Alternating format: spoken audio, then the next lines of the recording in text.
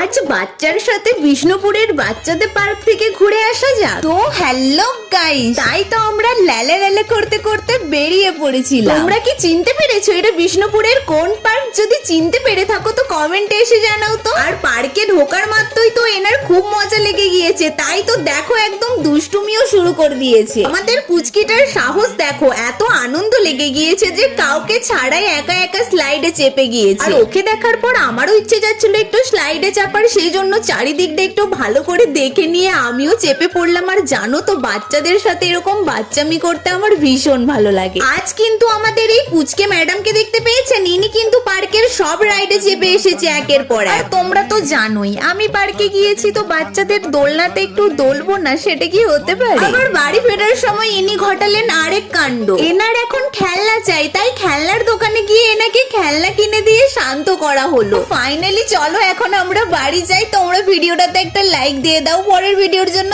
subscribe